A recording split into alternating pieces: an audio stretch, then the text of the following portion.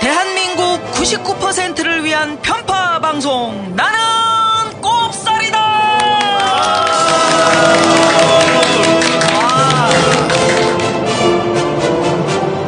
어제 말이죠. 어제 여의도의 나는 꼼수다 공연은 정말 감동적이었습니다. 그러게요. 예, 어제 갔었어요?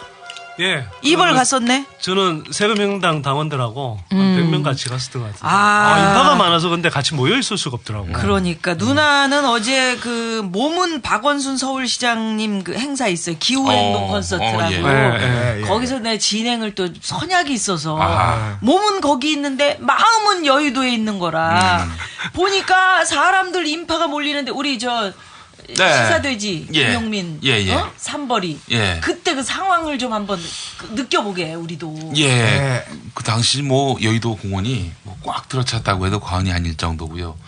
정말 인산인해였습니다. 예전에 그 여의도 광장에서 굉장히 집회가 많이 있었지 않습니까? 네, 맞습니다. 87년만 해도 당시 노태우, 김영삼, 김대중 대집회를 열었는데 아마 그 이후 이렇게 많은 인파들이 여의도에 몰린 때가 있었나? 제가 그러니까. 87년에 예. DJ 대통령 선거 때 100만 명 모였다고 할 때 예. 거기 있었어요. 아. 근데 그때는 음향이 안 좋아서 뒤쪽에 있으니까 안 들렸거든요. 전혀 안 들릴 거예요. 근데 예. 제가 봤어요. 예.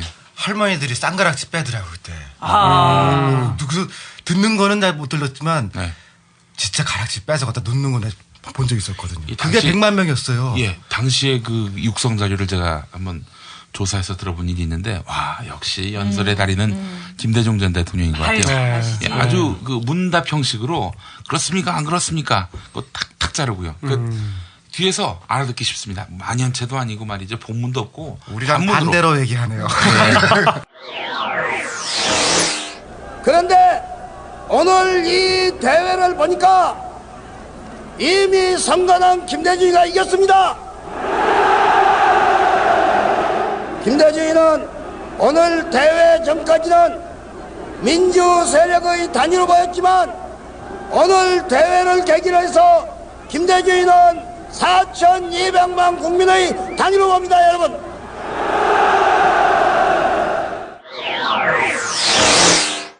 남 얘기하지 말고 보니까 뭐 우리 김용민 씨는 네. 우리 삼벌은 물이 올랐더라고 거기서. 어제 조현호- 성대모사 가지고도 아주 뭐 예. 문재인 예. 문재인 안녕하십니까. 노무현 재단 문재인입니다. 조현우 총장 우리 집 개 이름이 조현우야 이 새끼야.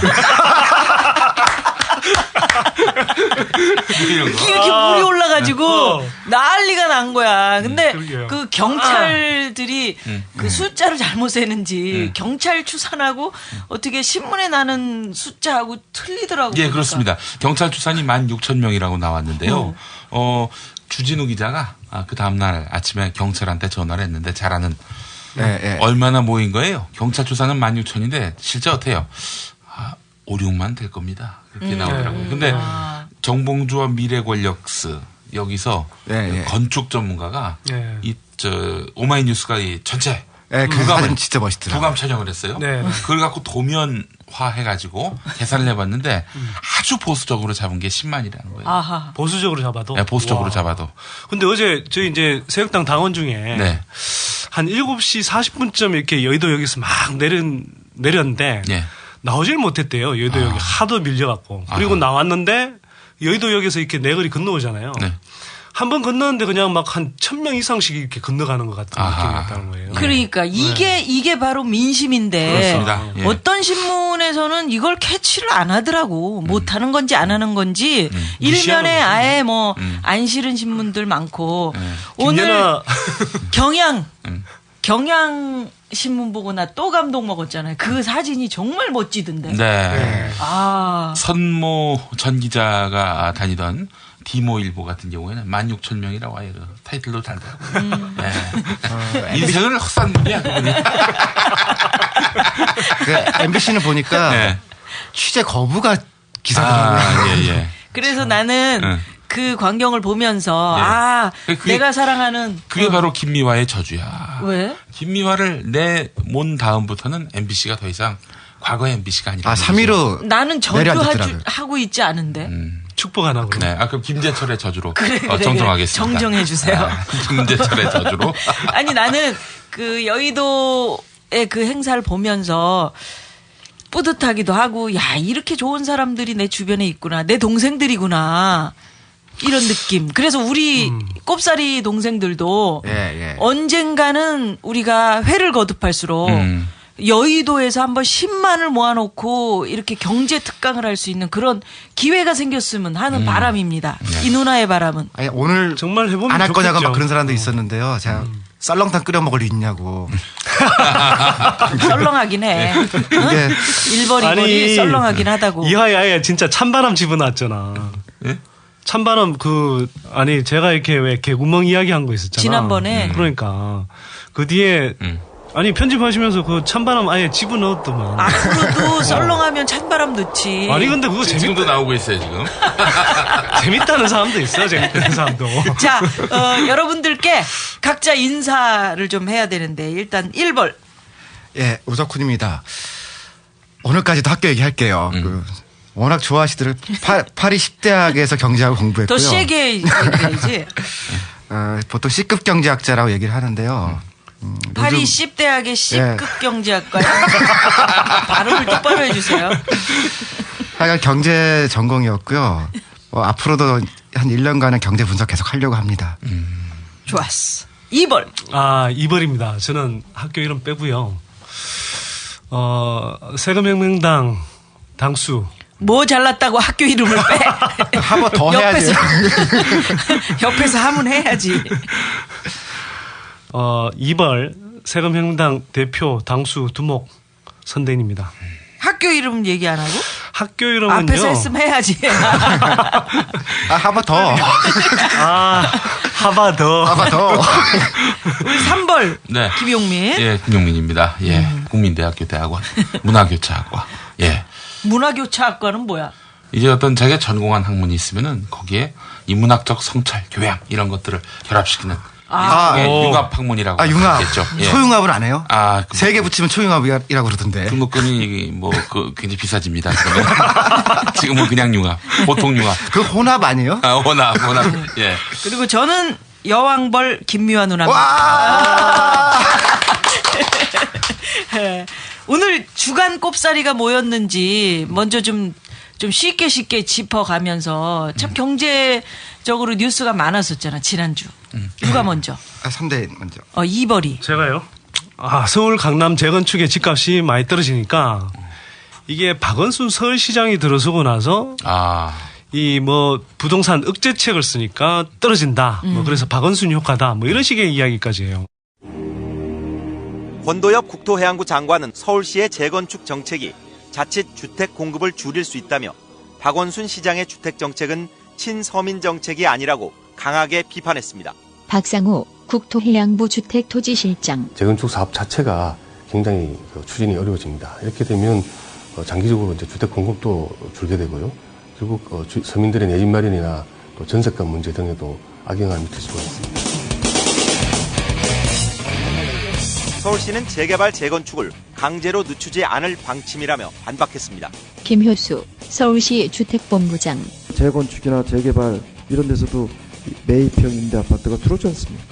그거를 저희가 막을 이유가 왜 있어요? 그러나 전선은 국토부와 서울시에 그치는 것 같지는 않아 보이는데 서울 강남의 재건축 추진 아파트들이 박원순 시장 취임 이후 난항을 겪고 있습니다. 11월 28일 SBS CNBC 보도. 하지만 오랫동안 끌고 온 사업이 진행이 안 되는 데다 집값도 떨어지고 있어서 해당 아파트 주민들의 불만은 커지고 있습니다. SBS CNBC와 인터뷰한 한 부동산 전문가. 박원순 서울시장은 임대주택 8만 호 건설을 위해서 공공성 강화를 추진하고 있고 반면에 재건축 조합들을 소형 임대주택이 늘어나게 되면 그만큼 사업성이 악화되기 때문에 둘 간의 합의점을 찾기가 쉽지 않을 것으로 보입니다. 따라서 당분간은 재건축 가격 하락이 불가피할 것으로 예상이 됩니다. 박원순 시장의 재개발 입장은 무엇일까? 후보 시절 밝힌 내용. 전세 사는 사람들, 월세 사는 사람들의 경우에는 자신들의 의사와 관계없이 추진이 됐던 겁니다. 제가 알기로는 그 뉴타운의 경우에는 거의 원주민의 70% 이상이 사실 쫓겨났죠.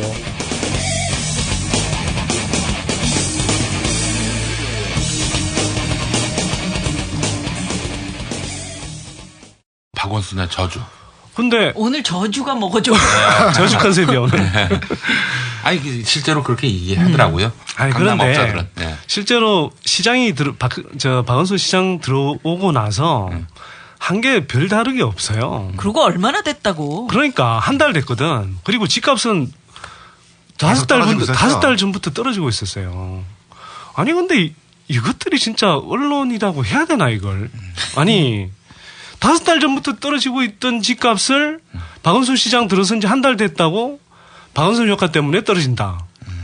일단 말이 안 되잖아요. 나경원이 됐으면 나경원 때문에 떨어졌다 이런 얘기도 안 할 거 아니에요. 나경원 덕분에 안정화. 안정화겠죠. 그 다음에 이 근도엽 국토해양부 장관이 또 시비를 걸었어요. 그러니까 박원순 시장이 쓰고 있는 주택 정책은 친서민 주택 정책이 아니다. 왜냐?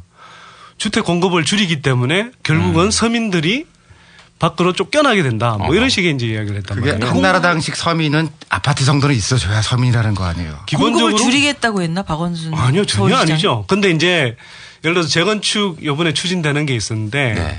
그게 뭐 일부러 제동하려고 한 게 아니라 원래 그 보통 1차 그 들어올 때는 바로 통과 안 되는 경우들도 많아요. 그래서 이제 그게 이제 요번에 보류가 됐는데 그걸 가지고 뭐 제동을 건 것처럼 이렇게 포장을 해서 그것 때문에 주택 공급이 안 된다. 근데 생각해 보세요. 그러면 자기는 뭘 했냐 이거지. 예를 들어서 지금 노무현 정부 말에 14만 호까지 공공 임대주택을 공급했거든요. 14만. 4만 호. 14만 호. 근데 지난해에는 15,000호를 냈어요. 10분의 1로 줄였어. 반띵도 아니고. 반띵도 아니고 이건 뭐 10분의 1띵이라는 표현이 있나? 우리가 만들지 뭐. 아니 그리고 10분의 1띵. 10분의 1. 아니 그리고 어제 물 오른 게 지금까지도 오르고 있어. 사실 아까 들어오기 전에 완전 파김치 상태였는데. 아 금방 살아났어요. 대단한 회복 탄력성이. 파김치가 아니라 수육 상태였어요. 이거 봐 빵빵 터뜨려. 그러니까. 아까 소파에 걸려 있더라고요. 걸려 있어. 역시 여의도에서 한 번씩 공연을 해줘야지. 그리고 근도엽 장관이 말하는 그럼 주택 공급이라는 건 강남에 그러면 10억 원짜리 주택을 계속 공급해줘야 주택 공급이 되는 건가? 황당하잖아요. 그리고 제가 이 양반이 국토부의 국토정책국장으로 있을 때 인터뷰를 한 적이 있어요. 동아일보 기자로. 아니 그때는 이제 이 다음 인터넷 다음 포털에 있을 때인데 이분이 회사를 여러 번 옮겼어. 아까 저 이야기는 지난번에 이야기를 했고 그래서 인터뷰를 했는데 이 양반이 그때 그랬어요. 이게 노무현 정부 때잖아요. 2004년 이 무렵이거든.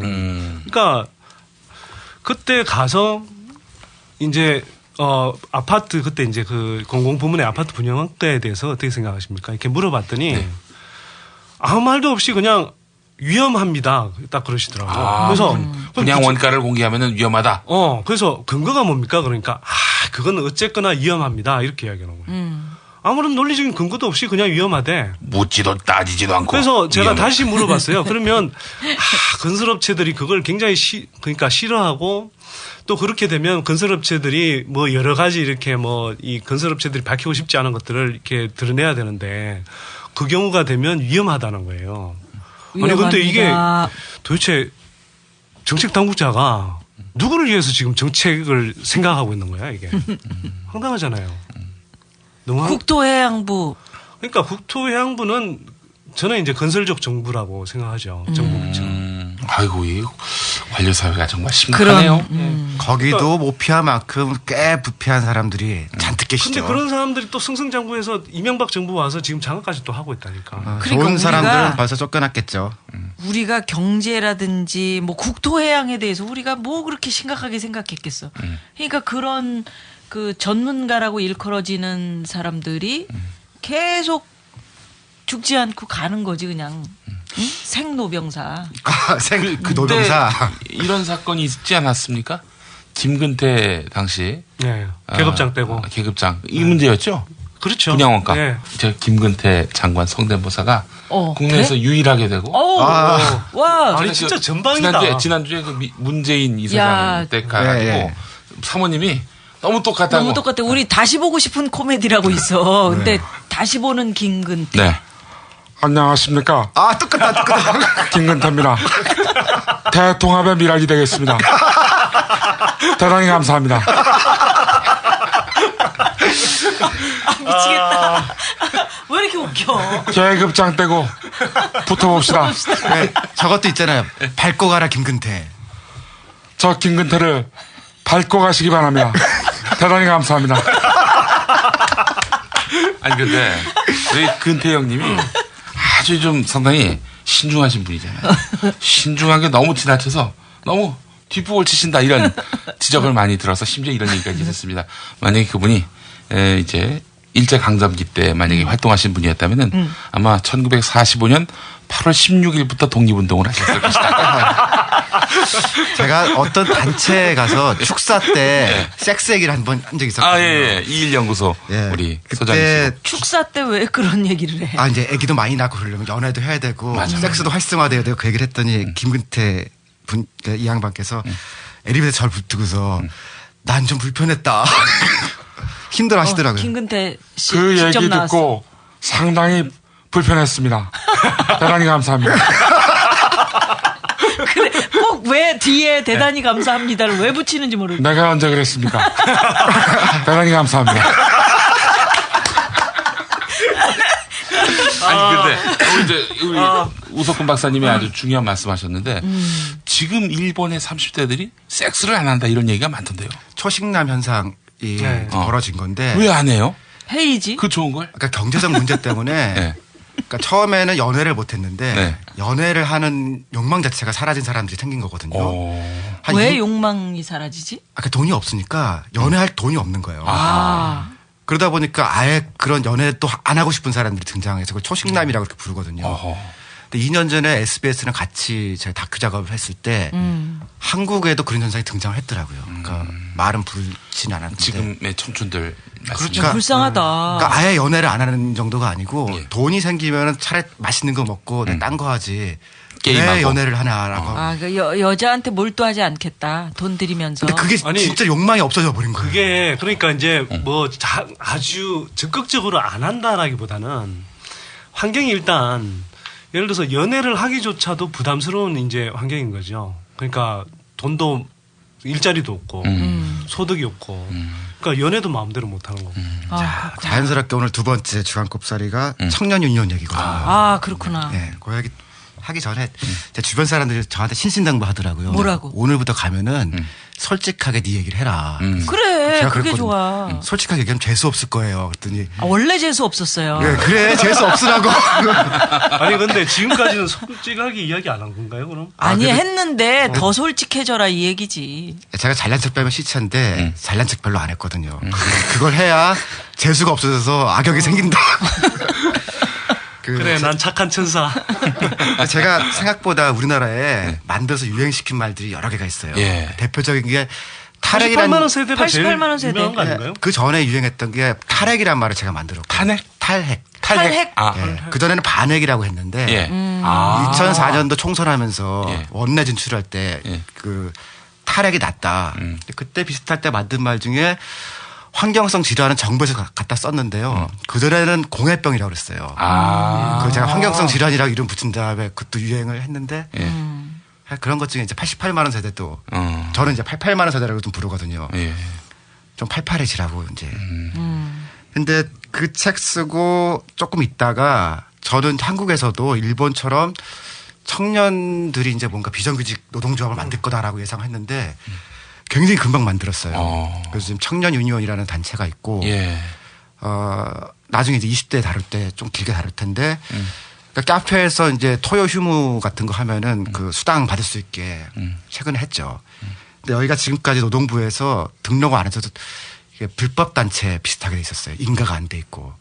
근데 이제 요번에 서울에 있는 청년 유니온들만 따로 서울시에 등록을 한다는 거예요. 근데 우리 시장님이 박원순 시장님이시잖아요. 근데 법적으로 알아보니까 시장님이 한다고 하면은 등록이 되는 거거든요. 아, 그렇구나. 그래서 부탁 좀 드릴게요. 박원순 시장님, 청년유니온 서울시 등록 좀 해주세요. 그러니까 서울시장님께서 노조로 등록할 수 있게 행정 처리만 해주시면은 한국에서 최초로 일본과 비슷한 비정규직 청년 노조가 생기는 그러니까 거죠. 이제 청년 노조에 대해서 잘 모르는 분들은 또 이런 설명이 필요할 것 같아요.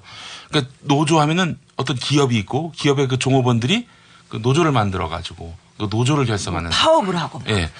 그런 개념의 노조는 아니죠. 그러니까 그 이야기를 좀 해주셔야 될 것 같아요. 노동부에서 그동안 왜 반려를 했는지. 작업장별로 노동조합이 있는 게 있고요. 그다음에 지역으로 가입하게 되는 일반 노조라는 게 있거든요. 근데 그 일반 노조는 이 2명 이상만 있으면은 특정 지역을 중심으로 할 수 있어요. 근데 비정규직이나 커피집의 알바들은 사실 작업장이 작잖아요. 한두 명 있으니까 그거는 지역별로 묶어서 일반 노조로 들어가는 수밖에 없는데 여성 노조는 이미 있어요. 그러니까 여성 비정규직은 해줬는데 청년들이 오니까 노동부에서 별 이유도 아닌 거를 계속 반려를 시키고 있는 거거든요. 뭐 이름 틀렸다 내지는 뭐 주소 틀렸다 이런 거를 반려시키고 있고 행정소송 중인데 이번에 서울시에서 등록을 하면은 노동부에서도 나머지를 해주겠죠. 그럼 한번 지켜봐야 되겠네. 굉장히 하여튼 좋은 모범 사례를 만들 수 있는 저의 기회인 것 같아요. 진짜로. 제가 참 그 위원장을 너무 좋아합니다. 그 김영경 위원장.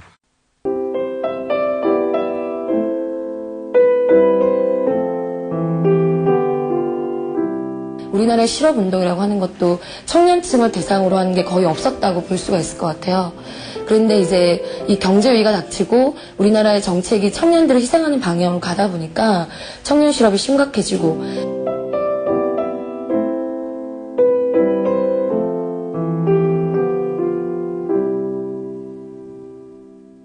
저희는 억울함이라고 생각을 해요. 그러니까 청년 실업도 나날이 높아지고 높은 등록금 때문에 빚도 지고 있는데도 불구하고 현 정부나 기성세대인 청년들에게 눈이 높다 혹은 보수화되었다라는 식으로 사실 청년들의 현실을 보지 않은 채 너무 호도하고 있다고 생각을 하거든요.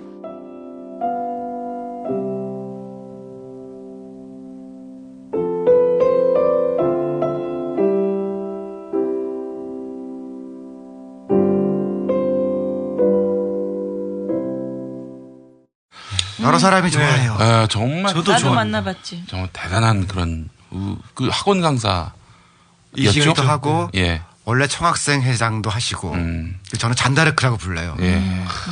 그 저기 언론사 지망했던 그런 인물들이고 근데 그런 어려운 상황들을 잘 절망하지 않고 계속해서 뭔가 이겨내서 돌파구를 만들어내는 정말 진짜 강단이 있다. 멋진 근데 힘든 상황일 텐데 참 밝아요, 사람이. 네, 그렇습니다. 말을 또 얼마나 잘하는지, 그냥 말을 하면요, 받아 적으면 그 책 한 권이 나올 것 같아.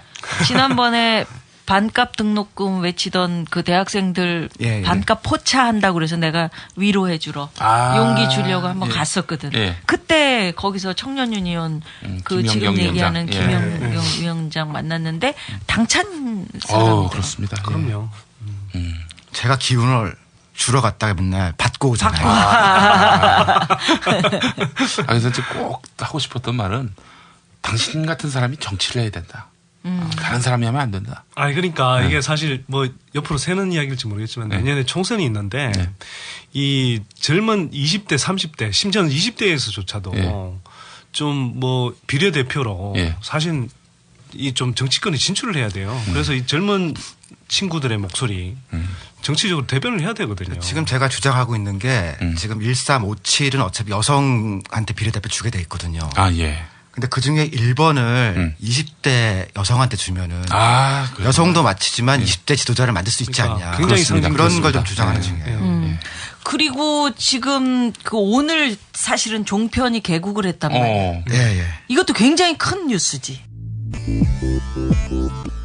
2009년 7월 결국 한나라당이 국회 본회의장 의장석 점거에 나섰고 이윤성 국회부의장의 사유로 미디어법을 직권 상정해 획을 처리했습니다.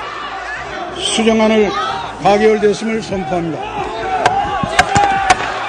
최시중 방송통신위원장. 글로벌 미디어로서의 한국의 위상이 더 높게 나아갈 수 있는 계기가 새해부터는 마련되도록 함께 노력해 주기를 기대합니다.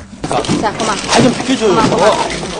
야당 추천 상임위원들은 심사위원장의 부적격 문제와 함께 보수 신문들에 대한 정치적 보온 성격이 짙은 선정 결과라는 의혹을 제기하며 심사 결과 의결에 불참했습니다. 서로가 물리는 말 그대로 난투국 이전 투구의 장이 될 수밖에 없는 것이고 언론 환경을 피폐화시키고 황폐화시킬 수밖에 없는 게 내게다라는 겁니다. 왜 황폐화시킨다는 것일까? 언론노조는 종편이 미디어 시장의 황폐화를 가져올 것이라며 오늘 종편 개국 축하 행사장 앞에서 종편의 특혜 출범을 반대하는 총파업 시위를 벌였습니다. 종편은 미디어랩을 통하지 않고도 직접 광고주에게 광고를 팔 수 있는 특혜를 받고 있습니다. MSO를 압박해 일률적으로 낮은 채널 번호, 이른바 황금 채널을 부여받은 것도 횡포이자 특혜로 지적됩니다. 지상파에는 금지된 중간 광고 허용과 방송발전기금 유예 등의 혜택도 문제가 되고 있습니다. 미디어랩법 제정이 지연되는 틈을 타 종편들이 광고 직접 영업에 나서면서 지역방송과 중소신문, 종교방송 등은 보사위기에 처했다며 강력히 반발하고 있습니다. 김경환 상지대 교수. 종합편성 채널 같은 경우는 사실상 규제가 없는 상태에서 사업을 시작을 했는데요. 차별적 규제를 철폐하지 않게 된다면 미디어 산업 전체의 어떤 생태계의 붕괴라는 위기 상황을 맞을 수 있는 그런 현실이라고 할 수 있겠습니다. 특히 보수 성향의 신문사들이 공정성이 생명인 방송 시장에 진출하면서 여론 왜곡에 대한 우려가 나오고 있습니다. 김민기 숭실대 교수. 조중동의 목소리가 신문에서뿐만 아니라 방송에서까지 그렇게 많이 나오게 되면 아무래도 그 공정성이나 어떤 공익성보다는 좀 친기업적인 소리들이 많아질 것 같아서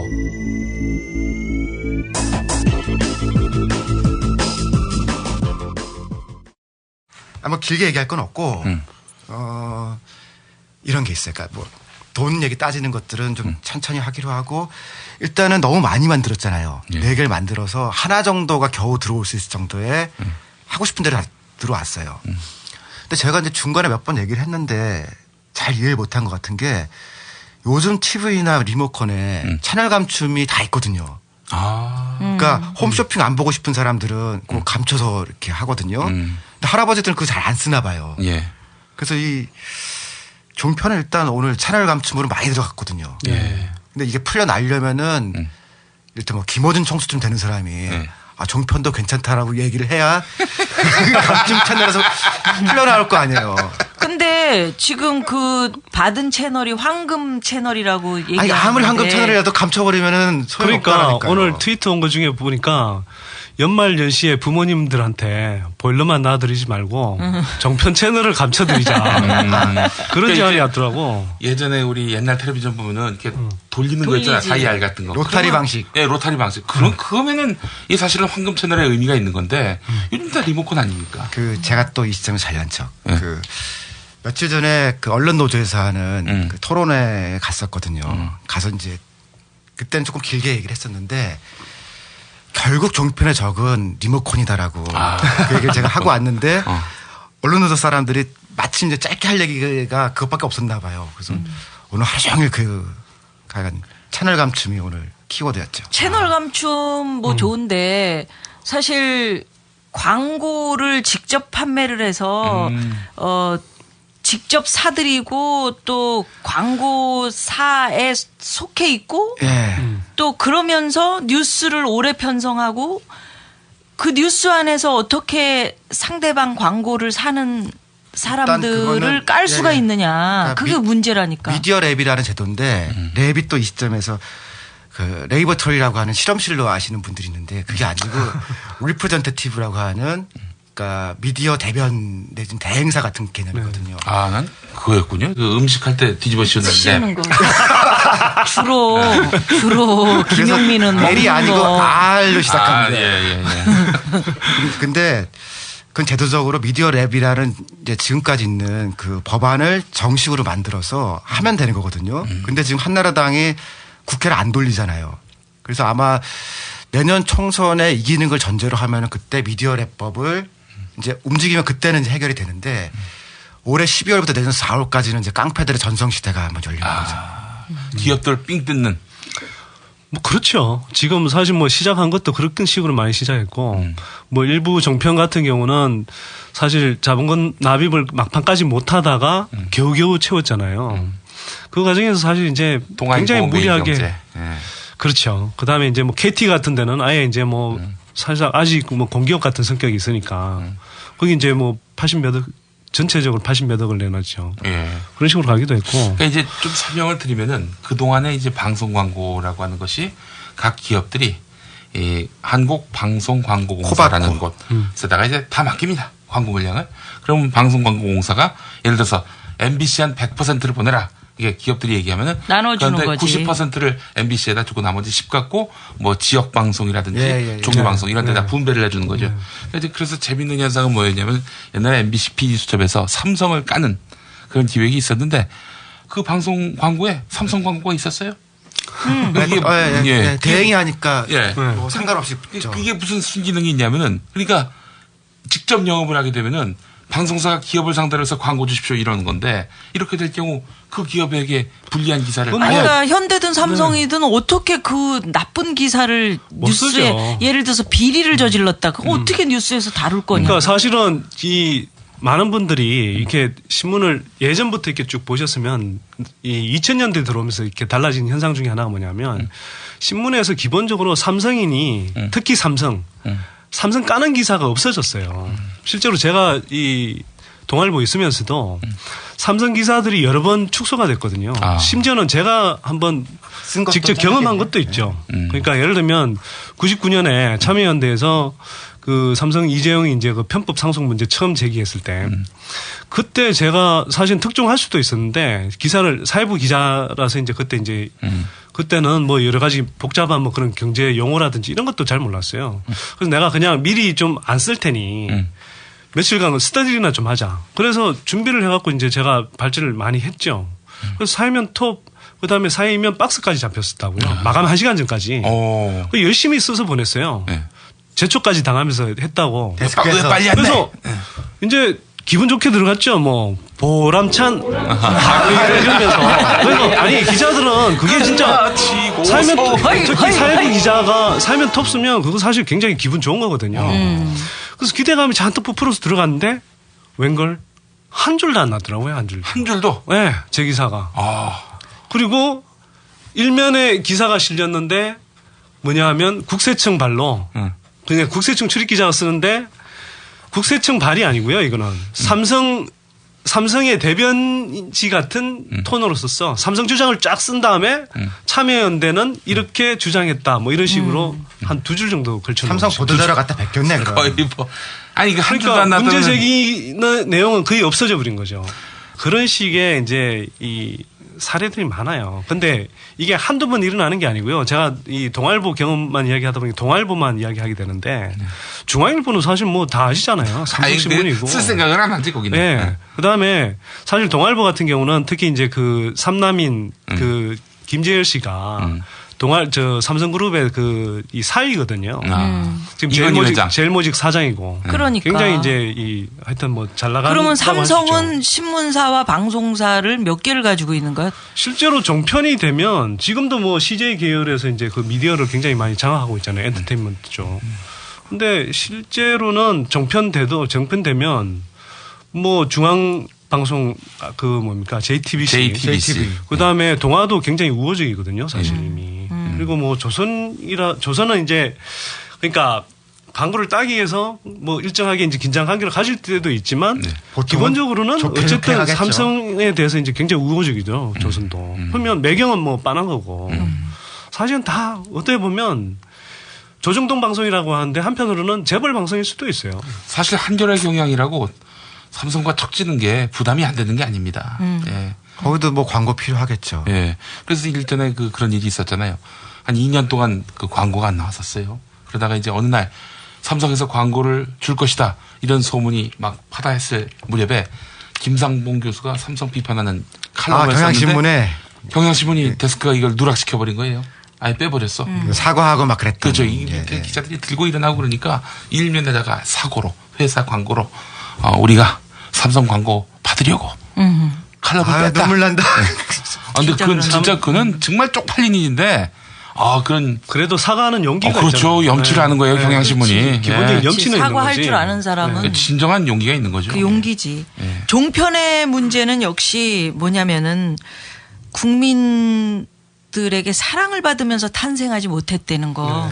다 사랑받으면서 이렇게 축복받으면서 탄생할 수 있었는데 최시중 방송통신위원장님께서 황금 특혜를 황금 채널. 그러니까 황금 채널 황금 해서 황금 특혜를 줬다. 그렇죠. 사람들이 이제 그렇게 인식을 하고 있단 말이에요. 그렇습니다. 그래서 황금 얘기가 들어가서 내가 참 이 시점에서 화가 나는 게 뭐냐면 나는 MBC의 오랫동안 방송을 하면 벽에다가 황금 잎을 찍어가지고 붙여줘요. 골든 마우스. 골든 마우스지. 그래서 내가 또 잎을 또 이게 찍기가 좋게 잎이 생겼다고 그렇지. 이렇게 좀 튀어나왔잖아. 옛날에 쓰리랑 부부의 킬러 컨텐츠가 수박 먹는 거. 그 수박 내가 한 번에 코르륵 먹고 이런 참 찍기 좋은 잎을 말이야. 네. 그다음 황금 잎을 찍어서 내 벽에다 붙이는 게 그게 소원이었는데 네. 황금 잎은커녕 독립도 못 찍고 내가 쫓겨났단 말이야. 누구한테는 황금 특혜를 주고 누구는 황금잎 못 찍게 하고. 어떤 분이 받으셨어요 황금잎을 그럼? 지금까지 받은 사람이 누구? 많이 있지. 이문세 씨도 있었던 것 같은데요. 그다음에 이종환 선생님도 여러분 계시고. 안녕하십니까. 이종환의 허리 디스크 쇼. 아무거나 다 되네. 오늘 물 올랐다니까. 그래서. 근데 누님 입술 예쁘다. 그럼. 우리 이벌은 이렇게 쓸데없는 얘기고. 이건 빼. 뺄 리가 있나. 바람이 빼기는. 이쁘다 그런 얘기는 마구마구 해줘도 좋아. 바람 좀 빼. 잠깐 이런 종편 채널 황금 얘기하셨는데 황금 채널 조선일보가 19번이죠? 그것도 매일경제가 15번인가? 그 15번에서 19번. 20번 사이에 황금 채널을 받았다 이거야. 그러나 그게 이제 감춤. 그게 1,000억 정도로 보더라고요. 그 채널 가격을. 그러니까 그게 홈쇼핑들 있잖아요. 뒤쪽에 가 있는 것도 있고 앞쪽에 있는데 앞쪽에 오면 1,000억 정도 연매출이 높다라는 거예요. 홈쇼핑이 했을 때 연매출이 그렇게 그러니까 높다. 그거를 이제 돈으로 환산시키면은 연간 1,000억 원씩 준 거다. 근데 기술이 발달해가지고 감추는 더 어쩔 거예요. 방법이 없습니다. 그러니까 남의 집 그런 얘기 하지 마. 그러면 또 이거 발전시켜가지고 감춤 기능 없는 리모컨을 개발할 수도 있어. 그러니까 이제 워낙 꼼수를 잘 부리는 사람들이라. 남의 집에 가가지고 감춤 기능을 해버릴 수도 있는 거고. 보통 오늘 친정집에 많이들 가셨다고 그러더라고요. 아니 근데 어머님이 벌써 그거 실행해서 이거 실행했습니다 하고 이렇게 멘션 주는 사람들도 있어요. 그래서 제가 막 짝짝짝 박수 쳐주고 지금 1,000억들을 날려먹고 계신 거예요 지금 여러분들. 그건 좋은 방법이네. 그러니까 트윗에 들어가면은 그 방법들이 다 나와 있다는 거죠. 그러니까 채널별로 다 이렇게 쫙 있어요 이제 매뉴얼이. 또 하나가 광고 직접 영업 아까 얘기했던 거. 그리고 미디어랩. 또 하나 전국 동시 의무 전송. 그렇죠. 의무 전송. 거기다 외국 거를 그대로 사서 트는 것도 많이 완화를 해줬다는 거지. 그래서 이게 여기서 만들어서 하는 비율이 어느 정도까지는 이렇게 지켜져야 되는데 우리가 만드는 거. 그렇지 않고 그것을 이렇게 풀어주니까 그냥 외국 거 사다가 싸게 사다가 그냥 틀어주고 재방송 돌리고 뭐 이런 게 너무나도 가능해졌다. 예. 저도 뭐 종편에서 제안을 받은 바 있었고 우리 김어준 총수도 그렇고. 김미아님도 받았다고. 그러셨어요? 저는 뭐 4군데서 다 받았습니다. 근데 제가 이런 사람이에요. 와 박수 한번 쳐줘야 돼요. 박수 한번. 왜? 아니 제안 받은 게 이거 박수 받을 일이야? 아니 그게 아니라 그걸 붙인 거 아니에요. 저는 제안은 없고 소문만 나가지고서 곤란했습니다. 어디 가냐 그래서. 난 받은 건 없는데 소문만 나가서 딴치해졌죠. 그게 잘 안 된 이유가 우석군이 요절했다. 뭐 이런 소문 때문에. 이런 소문 때문에. 하도 공중파에 안 나와서. 어떻게 하나 더. 물가지수 이야기 좀 할게요. 물가지수. 얼마 전에 물가지수를 개편했어요. 어떻게 개편했냐 하면 금반지. 또 그 골드. 네. 오늘 황금 이야기 많이 나오네요. 황금 박지! 누님, 내 똥이 이것도 참 바람 불 것 같아. 내 똥이 황금색이야. 소가 잘 돼야죠. 누나는 이가 황금색이에요. 아주 튼튼하지. 아니, 물가지수를 개편하는데요. 물가지수라는 건 이렇게 만들어요. 5년마다 만드는데 어떻게 하냐 하면, 그러니까 가상의 바구니가 있다고 생각을 해보시자고요. 이 바구니 안에 예를 들어서 우리가 많이 쓰는 그러니까 상품이라든지 서비스 품목들을 한 100개 정도를 채운다고 생각해요. 실제로는 이거보다 훨씬 많지만. 근데 이 중에서 우리가 이제 많이 쓰는 것들을 하여튼 가중치를 부여해서, 그러니까 많이 쓰는 정도면은 그 물가에 이제 미친 영향이 많은 거죠. 그런 식으로 이제 구성을 해서 이걸 이제 5년마다 개편을 한단 말이에요. 하는데 요번에 개편한 건 좀 근데 꼼수가 있어요. 어떤 꼼수냐? 우리가 금반지 이걸 사실 많이 하잖아요. 돌 때 다 뭐 선물하는 거죠. 물가 지수에 미치는 비중이 상당히 커요. 그렇죠. 근데 이걸 빼버리니까 이거 하나만 해도 0.25%포인트가 내려가는 그런 효과가 발생해버려요. 금을 빼버리면. 네. 근데 이게 그래서 한국은행에서는 왜 뺐냐 그랬더니 이건 다른 나라에서 국제 금고로 원래 뭐 이렇게 금은 이 물가라기보다는 자산 쪽, 그러니까 뭐 주식이나 뭐 이런 이 부동산처럼 자산 쪽에 속하는 거다. 그러니까 요번에 이제 개편해서 뺐다 이렇게 이야기를 하는데 그걸 국제적으로 근거한 거는 93년부터 한 거거든요. 늘 들어갔어. 네, 근데 지금까지 계속 하다가 왜 갑자기 지금 빼냐 이거지. 거기다가 지금 전월세 굉장히 많이 뛰어서 사람들이 굉장히 고통받고 있잖아요. 예. 전월세의 물가 비중도 큰데 전월세 가중치를 그러니까 아까 말씀드렸듯이 물가에 미치는 그 비중이 뭐 예를 들어서 예전 같으면 뭐 0.5였다 그러면 이걸 확 낮춰버린 거예요. 그러니까 실제로는 그 원래 물가 그러니까 올해 10월까지 물가 뛴 게 4.4%가 뛰었어. 근데 이걸 딱 낮춰보니까 그걸 빼버리고 물가 지수를 개편해보니까 4.0%가 돼버렸네. 근데 4.0%가 어떤 의미가 있냐면요. 한국은행에서 물가 관리 목표가 있어요. 올해 4.0 한다고 그랬죠. 네, 그 목표가 뭐냐면 원래는 이것도 웃기는 이야기야. 원래는 3.0 플러스 마이너스 0.5%거든. 이게 그러면 범위로 다시 이야기하면 2.5%에서 3.5%까지였어요. 근데 지난해 봄에 김중수 하는 총재 들어오고 나서 대통령 측근. 그렇죠. 이 뭐 하는의 정치적 독립은 필요하지만 그건 대통령으로부터의 독립을 의미하진 않는다. 뭐 이런 식으로 이렇게 망발을 했대요. 황당하죠. 대통령 국가에서 그럼 대통령한테 그래. 독립하는 누구한테 독립을 해? 한나라로부터는 독립하겠다는 아니 뭐 하여튼 홍준표한테는 독립해서 굉장히 황당하게 하여튼 개념이 없는 분들이 많으신데 개념 확실한 거예요. 자기가 어떻게 안 잘리는지 아는 거니까. 꼽살이 그러니까 국민 경제에 기생하는 방법을 확실히 아는 거죠. 그런데 어쨌거나 2.5%에서 3.5%였다고요. 근데 이걸 이제 플러스 마이너스 1%를 바꿔서 2%에서 4%까지 늘려버린 거예요. 근데 2%를 염두에 둔 게 아니라 얘들은 막 성장 드라이브를 걸고 싶고 그다음에 저금리 기조 유지해서 부동산을 계속 떠받쳐야 되는데 그러려면 계속 저금리를 놔둬야 되고 그러면 물가는 오르잖아요. 무조건 뛰죠 그럼. 그러니까 이게 이제 4%까지 늘려서 이제 하려고 한 거야. 그러니까 양궁으로 치면 관역을 한 2배 정도로 넓혀버린 거예요. 근데 이것도 지금 못 맞춰갖고 이제 4.4%까지 올라가니까 이번에 물가지수 개편해서 이런 식으로 또 만들어버린다고. 그렇게 해서 근데 발표한 거 보면 바뀐 지수로 해도 또 올라갈 거라는 거예요. 11월 달 발표한 게 4.2%잖아요. 거기 보니까 금반지는 넣고 빼고 떡볶이는 넣고 그랬더라. 아니 그러니까 뭐 넣고 할 수는 있는데 이렇게 막 물가 비중이 높던 걸 갑자기 확 빼버린다니까. 그러니까 이게 뭐냐면 물가 관리를 목표를 채우는 방식이 어떤 거냐면 이런 거예요. 사람 키에다가 침대를 맞춰야 되잖아. 근데 침대에다가 사람 키를 맞추는 거야 이게. 그리고 키가 이렇게 발이 삐져나오면 어렵다. 발을 어떻게 삐져나오면 어떻게? 톱으로 잘라버리는 식이지 지금. 그런 식으로 지금 선거로 치면은 게리맨더링이라고 그러죠. 뭐야 더 어려워. 아니 이렇게 왜 지역구를 막 자기 마음대로 조정해가지고서 우리 쪽 사람 많이 들어가게. 그러니까 물가 게리맨더링 같은 거죠 지금. 예를 들면 강남을 지역구를 더 많이 만들어가지고. 강남을이 그렇죠. 쭉 앞으로 늘려가지고서 한나라당 의석을 늘리게 하려는 뭐 그런 식의. 아유, 제가 그렇습니다. 개인적으로는 사회, 진짜 저는 공직이나 그런 데 갈 생각이 전혀 없거든요. 근데 꼭 한번 제가 기회가 되면 하고 싶은 데가 한은 총재는 제가 꼭 한번 하고 싶어요. 한국은행 총재.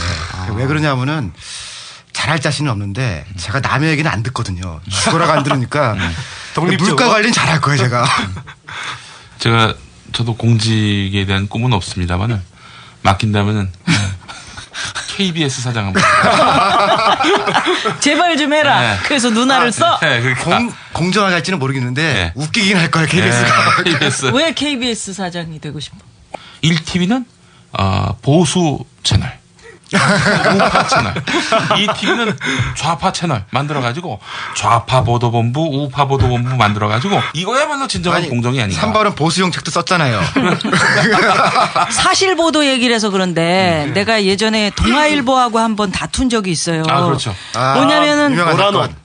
그렇지. 친보 좌파. 그렇지. 맨 폴리테이너였나요? 그렇지. 폴리테이너를 다뤘는데 거기에 승자는 온 에어, 패자는 오프 에어 이렇게 했단 말이야.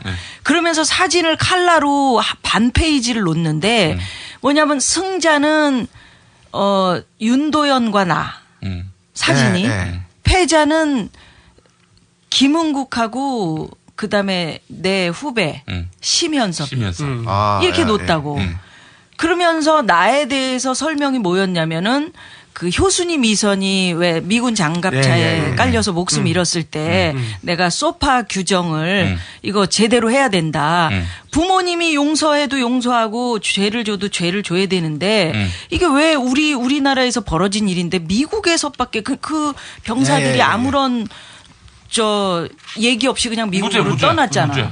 그래서 그거에 대해서 내가 항의를 하고 이제 그 예술인들 모아가지고 광화문 나가서 꽃 한 송이를 놔줬었단 말이야.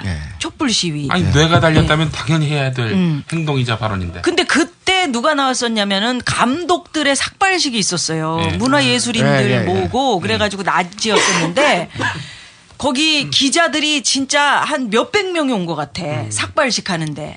누가 있었냐면 요번에 청룡상인가 받으면서 왜 그 부당거래. 류승환 감독. 부당거래 모든 부당거래를 저는 반대합니다. FTA도 그래서 한미 FTA도 반대합니다. 이렇게 멋진 정말 그 시상 소감을 얘기를 했잖아. 지금 유승환 감독은 현재 다음 영화 베를린 파일 헌팅차 베를린에 가 있습니다. 사실 오늘 수상 소감을 저한테 부탁을 했던 게 하나 있는데 굉장히 좀 민감하긴 한데요. 말씀 전해드리겠습니다. 세상의 모든 부당거래에 반대하고 그런 의미에서 11월 22일 있었던 FTA에 반대한다는 말을 꼭 남기고 싶다고.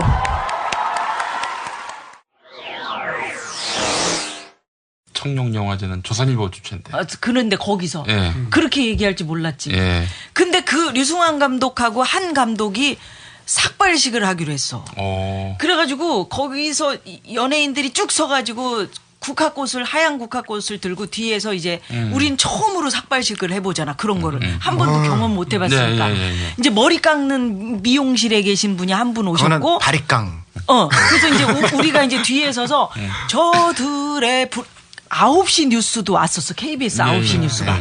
그리고 저들의 부르른 막 노래를 부르면서 이제 분위기를 이제 쫙 띄우는 거지.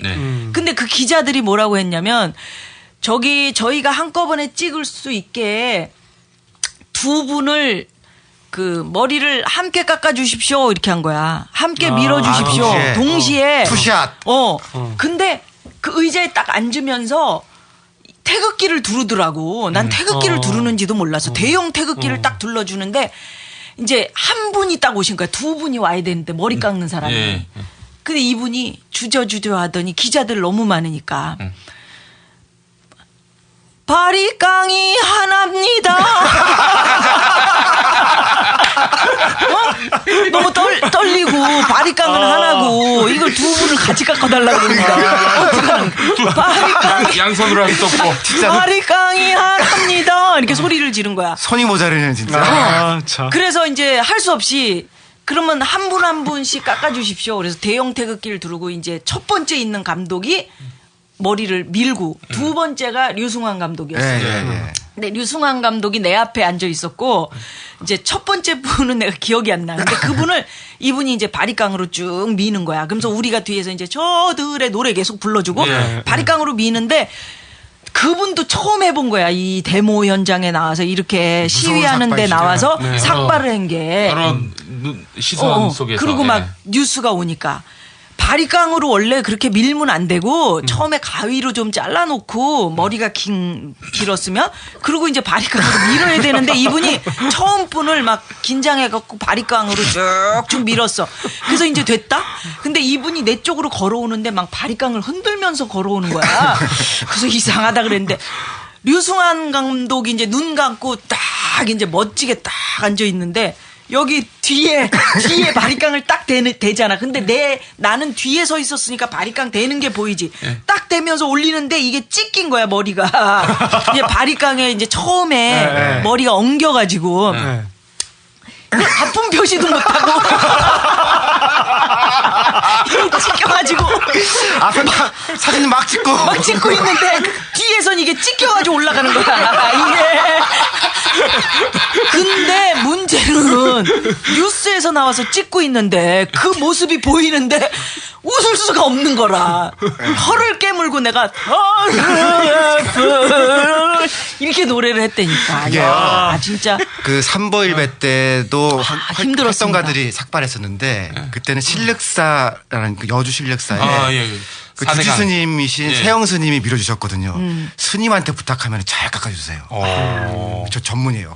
근데 더 웃긴 거는 그때 이제 그렇게 끝나고 광화문에 어떤 분이 머리를 빡빡 밀고 이 스티로포를 깔고 딱 앉아 계시는 거야. 그래갖고 내가 가서 난 진짜 스님인 줄 알았어요. 머리는 빡빡 미셨는데 수염이 이렇게 기시더라고. 그래서 내가 아유 스님 안녕하십니까 그랬더니 저는 스님이 아니고 신부입니다. 그래서 내가 신부님이세요? 아니 너 왜 머리를 깎으셨어요? 그랬더니 교수님 이선이 이 소파 규정 확실히 될 때까지 제가 항의하는 의미에서 머리를 깎았습니다. 문정일 신부님이시니까. 수염이니까. 아니 수염은 왜 기르셨어요? 노동 문제가 해결될 때 수염을 안 깎기로 했습니다. 그러니까 이분은 문정혜 신부님 맞는데 지금 강정마을 지키고. 강정마을 계시는. 근데 그 신부님은 털로 항의를 하시는 거지. 머리는 밀고 수염은 길고. 아니 좀 웃으면 안 되는데 사실. 참. 우리 문정혜 그런 경험이 신부님이 있습니다. 이런 거 아주 넉넉하게 웃어주실 분이에요. 지금 강정마을 지키고 계시잖아요. 그럼요. 웃을 때는 아니긴 한데. 자, 우리 주제로 들어가야지. 그래, 동아일보 얘기에다가. 그래서 내가 그렇게 하면 되냐. 효순이 미선이 FTA 내가 FTA랜다.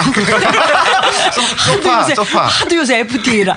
소파 규정이 요거 잘못된 부분을 고치자 하고 나간 건데 이게 뭐냐. 거기에 뭐라고 돼 있었냐면 그 촛불 시위에 노사모 회원들과 함께한 김미화 이렇게 나왔었단 말이야.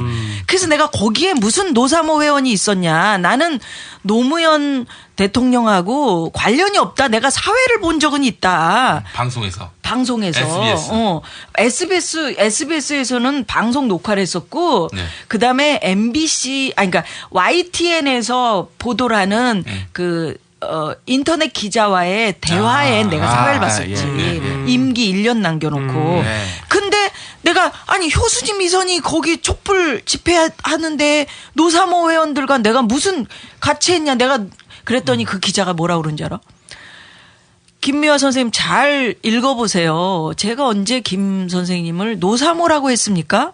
노사모 회원들과 함께한 이렇게 썼잖아요. 그래서 거기 무슨 노사모 회원이 있었습니까? 내가 그랬더니 그 많은 촛불 집회 나온 사람 중에 한 명도 없겠냐? 노사모 회원이 한 명도 없으리라고 어떻게 장담하십니까? 이러는 거야. 야, 그걸 내가 정정 보도를 그때도 한 4, 5만 언론중재위원회에 가서 정정 보도를 받았다니까. 예. 어떻게 됐습니까? 결과가? 정정 보도를 받아냈는데 내가 2천만 원 달라고 그랬거든. 그 동아일보사에다가. 세게 보셨네요. 근데 그 언론중재위원회 딱 와서 거기 높은 사람이 오더만요. 정정보도 그럼요. 한 거는. 저기 데스크급이 옵니다. 그래. 국장님들이 오셨는데 딱 이런다 나한테. 2천만 원 안 달라 그러면 바로 오늘부로 정정하겠습니다. 그래서 내가 근데 한 줄짜리 해주죠. 주지 말고 그냥 정정보도 하세요. 나는 정정보도를 하는 근데 게 정정보도 하면 사람들이 그거 눈에 띄게 볼 수 있는 한 자리에 줄짜리 박스 처리도 안 하고 네. 이 맨 구석에다가 아주 짧게 정정보도가 나왔는지도 몰라 사실은. 의미가 없어요. 그렇게. 그래서 그것 때문에 일전에 그 열린우리당 의원이었던 정청래 전 의원이 그 교감한테 아주 뭐 쌍소리를 했다 이렇게 조선일보하고 문화일보가 보도를 했어요. 그 선거를 앞두고 18대 총선 바로 앞두고 그게 나오는 바람에 떨어졌는지 하여튼 여파를 받았겠죠. 정확하게 그걸 계량할 수는 없습니다만은. 그래서 조선일보하고 문화일보를 상대로 나는 그런 일이 없는데 왜 이렇게 보도하느냐 해가지고 결국 정정보도 하라 이런 그 판결을 받아냈어요. 그런데 이제 정청래 의원이 제기했던 거는 그 기사 크기만큼. 그 기사 크기만큼 이렇게 정정 보도를 해라.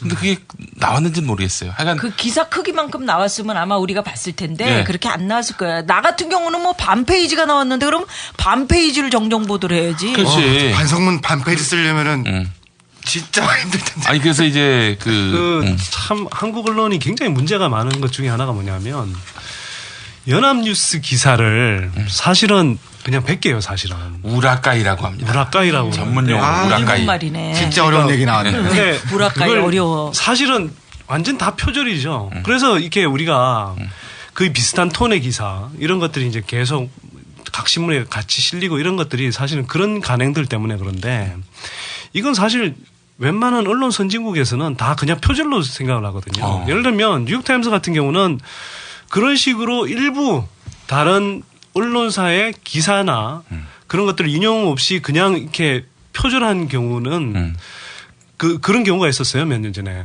아예 일면으로 그냥 그걸 사과를 하고 그 사람 담당 기자를 완전히 이렇게 내쫓았다고. 근데 한국은 그게 그냥 아예 간행처럼 돼 있고 데스크가 지시를 해요. 아예. 일단 기사를 쓰려면 연합뉴스 기사를 컨트롤 V 해서 그대로 가져다 놓고 거기다 문장 추가 빼고 막 이런 식으로 우라카이를 한다는 거죠. 그러니까 심지어는 제가 보니까 옛날에 제가 뭐 제 책에 한번 인용한 적도 있는데 윌리엄 패색이라고 동아시아 경제 전문 저널리스트가 있어요. 블룸버그 소속인데 그 블룸버그 소속의 이제 기자가 그 한국 경제에 이제 경의를 표한다.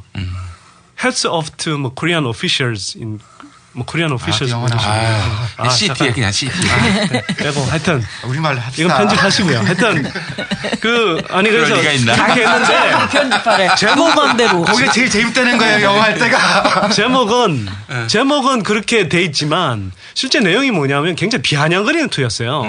한국이 막 부동산 거품 일으키고 막 가계부채 풀어갖고 이렇게 경기 부양해서 잠깐 좋아지는 것처럼 보이지만 이 속병을 계속 밟고 있다 이런 내용이 있거든.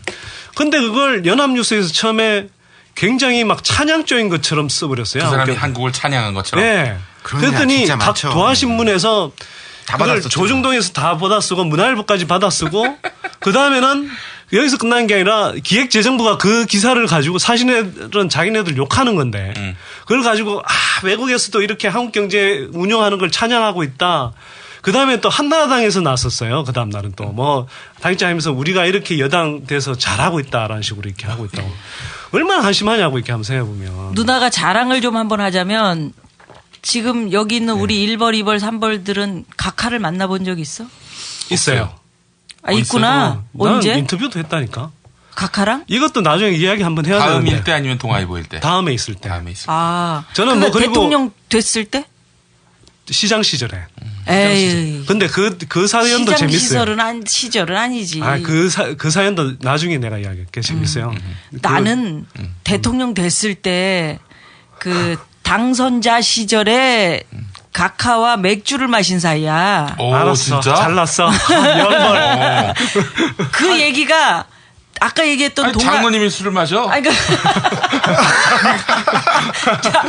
아까 얘기했던 그 동아일보 얘기하고 같이 연결이 되는 건데 그 당선자 시절에 유인촌 선생이 우리 연예계 선배님 아닙니까? 그러니까 대통령 되면 너무 바빠지시니까 영화를 보는데 같이 보자. 네. 그래서 뭐 보셨어요? 우생순이라고 그때 왜 그 핸드볼 영화 있었잖아. 최고의 순간. 그래서 그거를 같이 보고 이제 맥주 마시는 데를 갔단 말이야. 예. 갔는데 거기 보니까 나만 처음 보는 거고 거기 온 연예인들이 전부 뭐냐면은 멤버스 각하의 선거 운동을 해준 연예인들이었던 거야. 근데 거기서 동아일보 얘기를 하는 거야. 나를 똑바로 보면서. 뭐냐면 한나라당 쪽 지지한 연예인들이 신문을 보니까 굉장히 불이익을 당하고 그렇게 탄압을 받고 그러던데 내가 만약에 대통령 안 됐으면은 얼마나 많이 그 나를 도왔던 연예인들이 힘들어질까 그런 생각을 그 신문을 보면서 했다. 그래서 내가 그 자리에 있을 수가 없는 그런 상황이더라고. 나는 아니, 뭐 그냥 노무현 정부 때 탄압받은 연예인이 있었나요? 아니 그러니까 스스로 사실은 방송 환경이라는 게 스스로 못하면 도태되는 거지. 누구를 탄압받고 이런 환경은 아니잖아. 나는 그렇게 봤거든. 예전에 누구 닮아가지고 진짜 피해를 본 전두환 전 대통령을 닮았다거나 이주일 선생님하고 그래 뭐 그렇게 해서 뭐 탄압을 받은 적은 있어도 그렇죠. 그것도 저 주걱턱 그 신철호 선생. 그렇지. 심지어는 잘못된 기사에 정정보도가 났는데도 정정보도에 대한 거를 얘기를 안 하죠. 안 하지. 그래서 내가 그 자리를 박차고 일어나서 그냥 나왔거든. 멋있었다. 그래서 내가 황금잎을 찍고 싶어도 황금잎을 못 찍고 거기서 KBS에서도 이런 상황이 된 오늘날 1벌, 2벌, 3벌을 데리고 이렇게 야밤에 이게 무슨 일입니까 이게. 김미화와 벌떼들. 아니 근데 저기 장로님도 진짜 맥주 드셨어요? 맥주 잘 드시던데.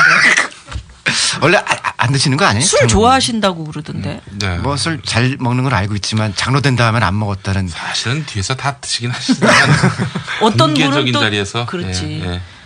저 혼자서 굶으면서 뭐 하는 거 있잖아. 금식하면서 빵 혼자 드시다 보이는 그분 서울대병원에서 보름달빵이었어. 보름달빵이었어. 보름달빵을 먹는데 누군가 탁 들어왔어요. 막 되려 화를 내. 너 그다라고 들어와. 그건 흉내가 안 되는구나. 아니 흉내를 내면 다 아니까. 그렇지. 아까 얘기 나왔던 김근태 의장님이 그 단식하다가 도시락 시켜 먹은 얘기는 알고 있는데. 진짜요? 나 그런 것만 알고 있어요. 이러다가 우리 주제 못 들어간다.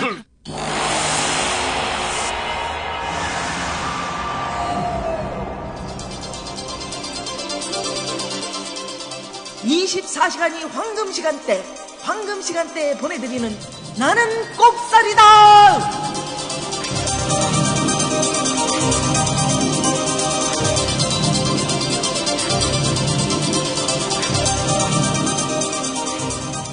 자, 우선 세계 경제 위기라는 게 뭐 어디까지 온 건지 사람들이 보이지도 않고 만져지지도 않기 때문에 불안하거든요. 어디까지 온 거야? 2008년에 이제 그 금융위기가 왔잖아요. 그래서 그러니까 이 금융위기가 왜 왔냐? 부동산 가격이 막 올랐다가 그걸 가지고 어쨌거나 이제 뭐 우리 주택담보대출 내듯이 미국에서 이제 그 모기지 대출을 엄청 해줬죠. 근데 뭐 지난번에 설명했듯이 이제 그걸 가지고 파생 금융 상품 만들어서 이제 막 확 뿌리다 보니까 이게 미국에서만 그런 게 팔린 게 아니라 전 세계적으로 이제 팔렸었단 말이죠. 근데 이게 기본적으로는 집값이 떨어지면, 그러니까 부동산 가격이 떨어지면 이 대출, 상품 이런 것들이 다 부실해지게 돼 있어요.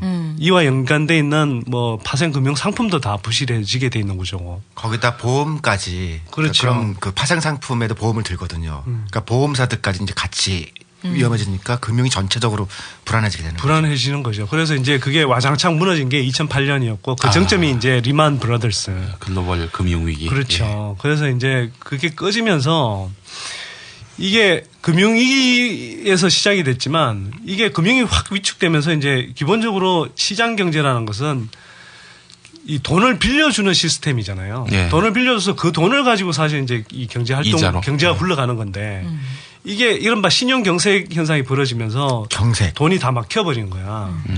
핏줄이 막히는 것처럼. 그렇죠. 네. 핏줄이 막히는 것처럼 이제 이 피가 공급이 안 되는 거지. 그러니까 이제 실물 경제도 죽는다고요. 실물 경제라는 건 금융과 그러니까 금융의 이제 반대인 거죠. 뭐 생산하는 그 기업들이 이제 생산하고 뭐 그런 이제 영역들이라고 할 수 있는데 실물 경제까지 이제 죽어버린 거죠. 그래서 이제 우리 같은 경우도 그 경기가 2008년 말부터 해서 막 급락하고 이렇게 뭐 자영업자들 막 이제 뭐 문 닫고 그 실업자들 늘어나고 막 그랬었잖아요. 전 세계적으로 이제 그런 현상이 벌어졌잖아요. 그래서 그 뒤로 이제 그러면 어떻게 했느냐. 각국 정부가 이제 이 대대적인 부양책을 쓰는데 방법이 정부 이제 재정을 풀어서 그러니까 재정을 풀어서 막 이제 이 부양책을 쓰는 거죠. 돈을 찍어내? 돈을 찍어내는 건 이제 중앙은행이 하는 거고요. 그러니까 이제 정부 쪽이라 우리 같으면 이제 기획재정부 같은 데서 미국은 이제 재무성 같은 데죠. 그런 데서 돈을 이제 한 엄청나게 이제 이 풀어. 그 적자 그러니까 빚을 내서 국채를 발행하죠. 그러니까 빚을 내는 거예요, 정부가. 빚을 내서 이걸 갖고 와서 막 이제 푼단 말이에요. 우리 4대강 사업 하듯이. 물론 미국은 뭐 4대강 사업처럼 저런 이렇게 해괴망측한 사업은 안 하지만 그런 식으로 이제 막 풀어줬죠. 그 다음에 또 이제 FRB라고 이제 그 미국의 중앙은행 격인데 연방준비제도 이사에서. 우리식의 한국은행이라고 보시면 그렇죠. 그래서 거기에서 이제 기본적으로는 거의 초저금리, 제로금리 수준까지 낮춰버려요. 근데 그걸로도 경기 후퇴를 못 막거든. 그래서 어떻게 하냐면 이제는 이 양적 통화 확대 정책을 펴요. 제로금리면은 어떻게 되는 거야? 제로금리면은 이자가 전혀 없는 거예요. 이자가 없고 없죠. 현실적으로 인플레이션이랑 해보면은 마이너스 금리이기도 한 거예요. 모이자. 그렇죠. 은행에 돈을 맡기면은 시간이 지나면은 그 돈이 주는 거죠. 이제 마이너스. 그러니까 내릴 수 있는 만큼 내린 거죠. 그래서 갈부가 없네 더 이상. 그러니까 은행에 돈 갖고 오지 말고 니들이 그냥 써라고 하는 거죠. 예.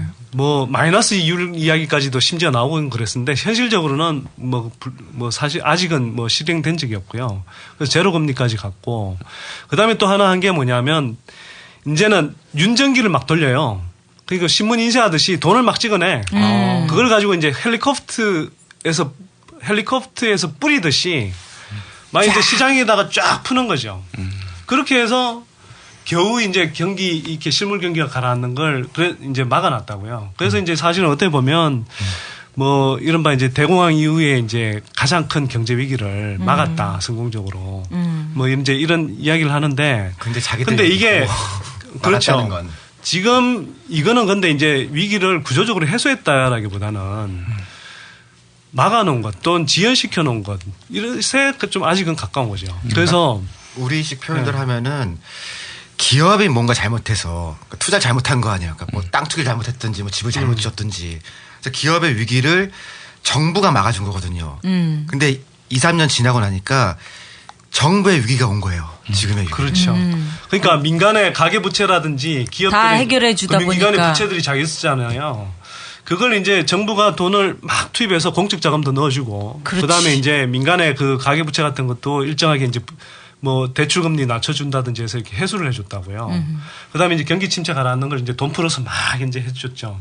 근데 이게 보면은 기본적으로 돈을 쫙 푸는 거잖아요 시장에. 그러면 돈이 흔해지면 상대적으로 물건값이 비싸지는 거죠. 인플레이션이라고 하는 현상. 그게 이제 물가 상승으로 나타난 거예요. 이게 이제 진행이 되다 보니까 뭐 이 가라앉았던 유가도 뛰고 뭐 농산품 뭐 그다음에 이제 각종 뭐 구리 원자재 이런 것까지 막 국제적으로 뛰어버렸잖아요. 이런 이제 라면값까지 뛰었어요 우리나라는. 라면이 그렇죠. 정말 서민들 그 예전 어려울 때 먹는 음식인데 지금도 마찬가지고 그런데 너무 이제 많이 뛰어버렸어. 뭐 이제 전 세계적으로 이제 그런 현상까지 이제 생겨버렸는데 문제는 한국 같은 경우는 뭐 이렇게 여러 번 이제 설명하게 되지만 환율 같은 것도 인위적으로 이제 정부가 계속 떠받쳐서 외국에 원화를 보내면은 저쪽에 들 가는 거죠. 그러니까 뭐 유학생이 있거나 뭐 미국에 누가 있어서 뭐 기러기 아빠한테 돈을 보낸다. 그러면은 1,000원 보냈으면은 이제 900원만 가는 달러가 거죠. 비싸지는 거네. 비싸지는 거고. 우리 원화 가치는 떨어지는 거죠. 그래서 예전 같으면 뭐 한 1,000원으로 살 수 있었던 물건이 있단 말이에요. 근데 이거는 같은 1달러인데 이제는 1,200원을 주고 사야 돼. 그러니까 그만큼 비싸게 사오잖아요. 그러면 이게 이제 이른바 이제 수입 물가가 높아지는 거거든요. 근데 여기에서 그치는 게 아니라 이걸 가지고 원자재를 활용해서 뭐 이렇게 납품하는 뭐 협력업체도 있고 하도급 업체도 있단 말이에요. 그럼 이게 생산자 단계에서 또 이제 생산자 물가가 올라가요.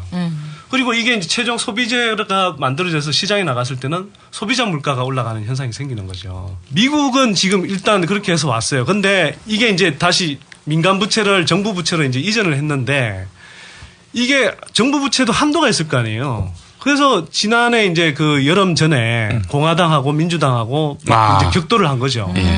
공화당은 이제 이 부채를 삭감해야 된다 그러고 민주당은 아직은 재정 지출 대해야 된다 그러고 그런 식으로 이제 격돌을 했는데 뭐 이제 신용평가기관에서 이야기하기로는 한 4억 그러니까 4조 달러. 우리로 치면 우리는 4천억 원 정도. 4천조 원. 네, 4천조 원. 네, 엄청난 돈이죠. 우리 GDP의 한 3.5배 정도. 그러니까 그런 돈을 해야 된다고 그랬는데 합의를 못 봤어요, 결국. 그래서 한 1.5조 달러 정도만 했거든. 그리고 그렇게 해서 미국의 총 부채가 한 21조 정도 돼요. 21조 달러. 그러니까 우리로 치면 이경원 아니에요? 이경원인가요? 경이면 거죠. 경이면 영이 몇 개야? 그러니까 이게 막 한도까지 와버린 거예요. 그러니까 이제는 더 이상 쓸 수 있는 조치들이 많이 남아있지 않다. 이런 상황이 돼서 그런데다가 미국 같은 경우는 이제 지난해 하반기부터 이렇게 이 경제 성장률을 다시 체크를 해보니까 이게 처음 발표했던 것보다 계속 가라앉기 시작하는 거거든. 그러니까 이제 사람들이 경기가 좋아진 게 아니라 후퇴하고 있구나 이러면서 이제 여름에 막 그 주가 폭락하고 막 그런 일들이 생겼었잖아요. 근데 어쨌거나 지금은 이제 미봉책 수준에 와 있죠. 근데 여기에서 끝나는 게 아니라 지금 더 문제가 되는 건 뭐냐면 유럽에서 사태가 터져버리네. 유럽이 지금 무슨 사태가 터졌지? 유럽에 또 돼지가 있어요. 돼지? 돼지. 네. 제 앞에 앉아 있는 돼지뿐만 아니고 유럽에도 돼지가 있는데 피익스라고 그래서 PIIGS예요. PIIGS. 영어를 하지 마. 저쪽이 영어는 저쪽 담당이야. 그러니까 뭐냐면 P가 포르투갈, I가 이제 아일랜드, 이탈리아, 그다음에 이제 그리스, 스페인 이렇게 이제 주로 남유럽, 아일랜드만 빼고 이제 주로 남유럽 국가들인데. 이런 나라들이 이제 재정 건전성이 굉장히 안 좋다고요. 예를 들어서 그리스 같으면 이제 이 재정 적자 비율이 GDP 대비 한 143% 정도 되고 이렇게 이제 막 재정 적자가 이렇게 심각한 상태에서 경제 위기 때문에 계속 경기 침체가 되니까 대외 채무가 엄청나게 이제 있잖아요. 그렇다고 이 재정 적자를 내 갖고 이제 떠받쳐 주는 것도 여기는 워낙 이제 재정 적자를 쌓아놨으니까. 근데 유럽이 나라마다 다 상황이 다른데 유로화를 쓰잖아. 통일해서. 그래서 이제 그것도 문제예요. 그게 뭐냐면 예를 들어서 한국 같으면 이게 환율이라는 것은 어떻게 보면 뭐 자동 온도 조절 장치 비슷한 역할을 하기도 해요, 사실은. 정부가 지나치게 개입만 안 하면은 그렇죠. 적절한 선에서는 균형을 예를 들면 찾아주죠. 우리가 이제 경제 위기 IMF 때를 한번 생각해 보자고요. IMF 때 충격이 와서 우리가 경제가 막 확 망가지는 것처럼 그랬는데 어쨌거나 그때는 이제 뭐 이 환율이 확 뛰어버렸잖아요.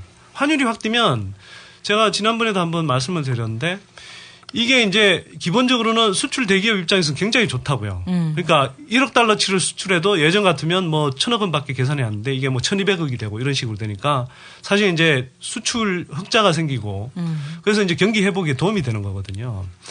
근데 유로화로 이렇게 묶어 넣어버리면 어떤 현상이 생기냐면 예를 들어서 독일 같은 나라는 경제력 대비해서 이 유로화의 가치가 상당히 낮게 평가되어 있는 거예요. 근데 그리스처럼 경제력이 좀 떨어지는 나라한테는 이 환율이 굉장히 높은 거야. 아니 그러니까 값세가 황세를 따라가려고. 그러니까 각 나라마다 상황에 따라서 그러니까 한쪽은 막 독일 정도 되는 나라는 괜찮은데 그 미친 나라는 그보다 아래라고 생각하면은 독일 중심으로 결정된 그 환율이 자기한테 불리한 거거든요. 그렇네. 네, 그래서 이게 사실은 문제를 불러일으킨 원인의 하나이기도 한데 독일은 그래서 이제 건실하게 특히 중국 쪽으로 수출도 많이 하면서 막 성장을 해요.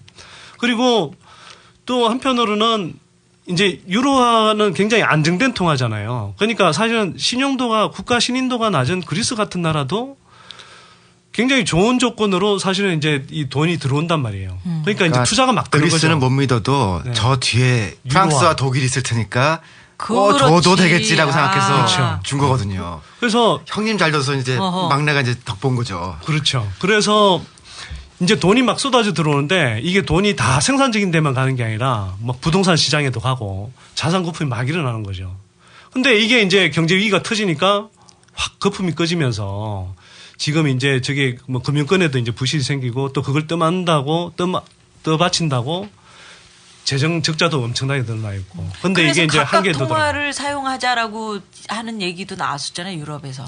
다시. 그래서 이제 지금 다시 이제 고민이 생기는 거죠. 이걸 원래는 유로존이 붕괴되는. 네, 유럽 연합 만들고 그다음에 유럽 중앙은행이라고 그래서 이제 이 20이라는 것도 만들고 또 한편으로는 이렇게 유로존 그러니까 유로를 사용하는 이제 유로존도 만들고 그랬는데 점점 경제 통합 가서 이제 뭐 될 걸로 생각했는데 이런 사태가 생겨버리니까 이제는 정말 계속 우리가 통합하는 방향으로 갈 수 있을까 이런 생각이 이제 독일이나 프랑스 같은 경우는 두 나라가 전쟁을 치렀잖아요. 2차 대전 때.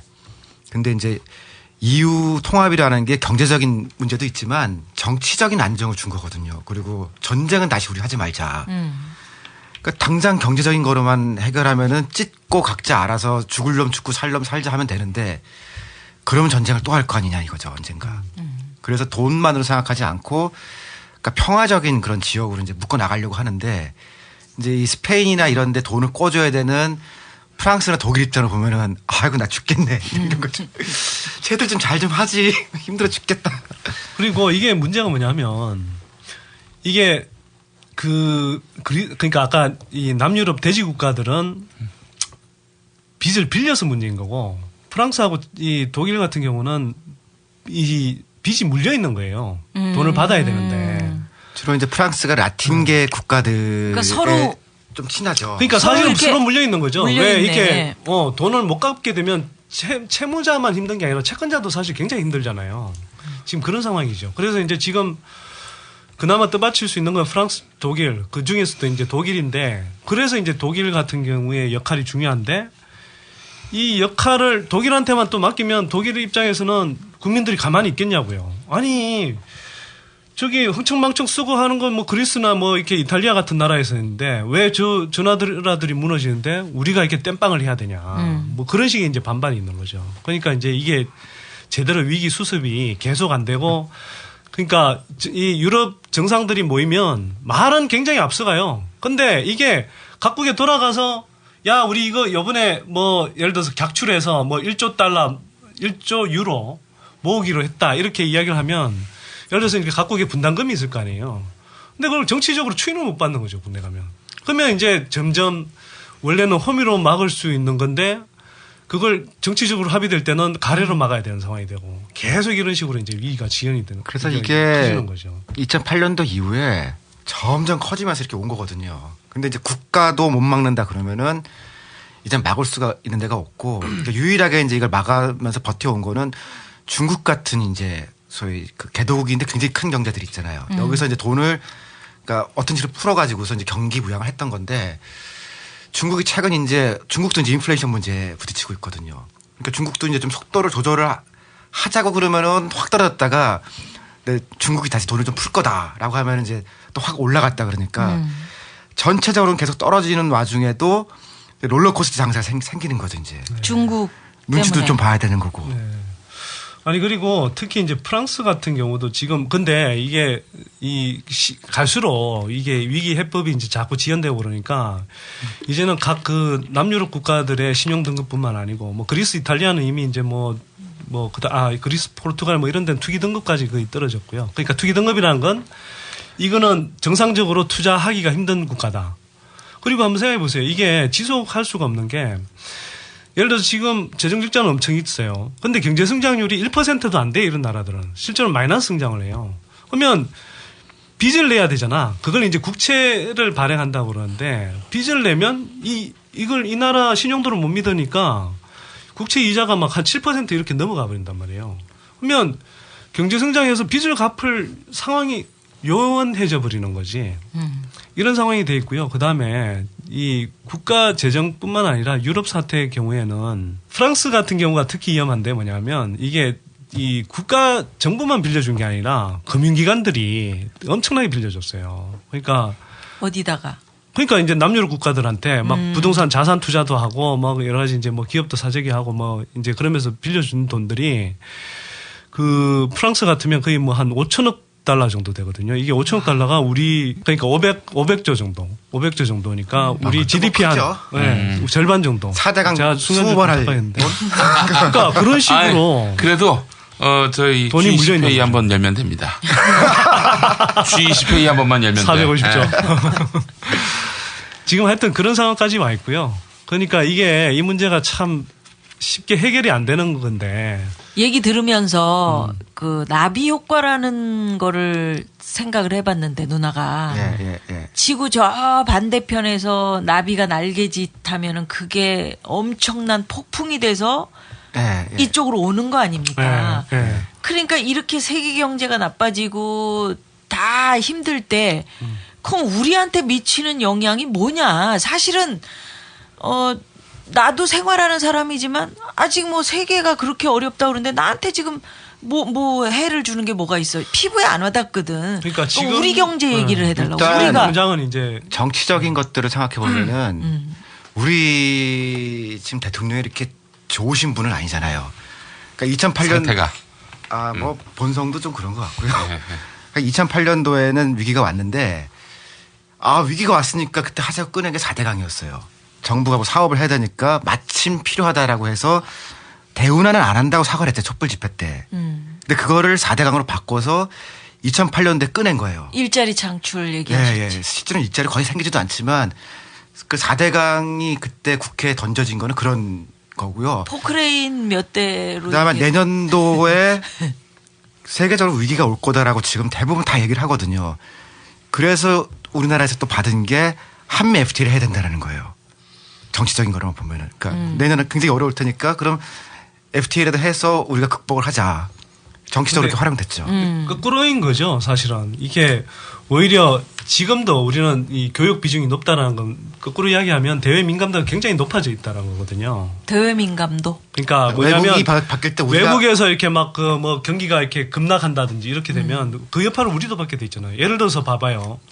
유럽 경기 침체하고 미국 경기 침체해버리면 우리가 주요 수출국들이 뭐 중국이 제일 크지만 유럽하고 그다음 미국이란 말이에요. 그러면 여기 수출 물량이 확 줄어드는 거야. 그게 수요가 줄어드니까. 이런 식으로 이제 우리도 굉장히 영향을 크게 받게 돼 있거든요. 그러니까 일본이 우리보다 무역 규모 자체는 뭐 작지 않은데요. 일본은 국내 내수가 한 60% 정도 되거든요. 그러니까 내수 시장은 지키고 있구나. 그러니까 일본은 오히려 외국이 바뀌어도 우리보다는 좀 덜 움직이죠. 피해를 보는데. 그러니까 일본 같은 경우는 교역 의존도라고 표현을 하는데요. 그러니까 수출하고 수입이 이제 이 GDP 대비해서 이제 차지하는 규모를 이제 그렇게 설명을 하는데 일본은 한 40몇 %밖에 안 돼요. 우리는 근데 지금 뭐 100%를 넘어서고 막 이런 식이거든요. 그러니까 그 정도로 이제 비중이 큰데 한미 FTA를 하게 되면 지금 사실 세계 경제가 그렇게 불확실한 방향으로 지금 막 치닫고 있는데 이 진폭을 훨씬 키우는 방향으로 사실은 지금 하고 있는 거거든요. 그러니까 그런 면에서도 사실은 지금 시기적으로도 사실 굉장히 잘못된 선택이죠. 비유를 들면은 그러니까 남편이 회사에서 잘려서 기분이 나쁘잖아요. 그 김에 첩을 둔다라고 표현을 할까요?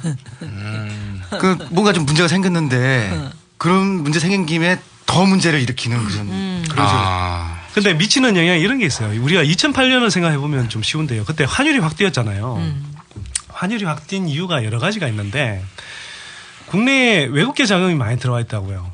그게 이제 뭐 2007년 이럴 때 이제 막 그 우리 시중은행에서 달러나 유럽계 자금 갖고 와서 막 이제 지난번에도 한번 이야기한 것 같은 부동산 펌프질을 했단 말이에요.